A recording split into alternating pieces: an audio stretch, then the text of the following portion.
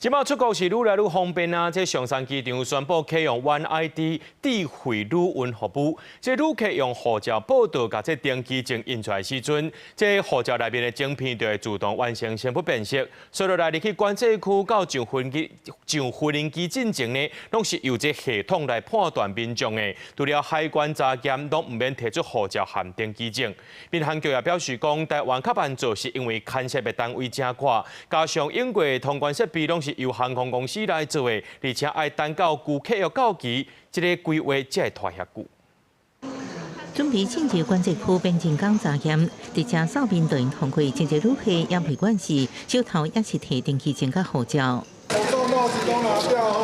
台北松山機場會用機器自助報到，對有晶片生成身份辨識，所以無論是通關進入過辨識，在海關查驗了後，登機口也免過檢查證件，直接掃面就飛機。就不用看護照，直接刷臉了。現在就是方便，不然光排隊的時間就是會 delay 到事情，省很多時間呢，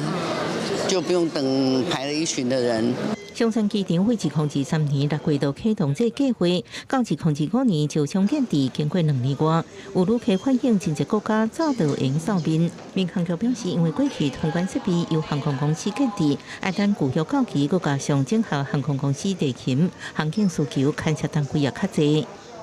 航空公司建設系統也有合約的一個期限，所以我們是配合合約到期，我們再來辦理，也要參考國際上的經驗，所以另外也是一個招商工作，所以我們也是花了點時間。有這服務延伸機場直接拍進去，新系統3月上線試辦，到即馬干來5拍乘客受傷進行等因素，有掃面無過進行，因為若是透過航空公司 App 線頂報到，也無法度形成 One ID 來掃面，要到機場過註冊，因為系統進前互網友即期日本翻譯，用語無適當。第一時間已經完成改善，目前松山機場是全台第一示範國際機場，未來會觀察運作成效，評估推廣到全台其他國際機場。記者綜合報道。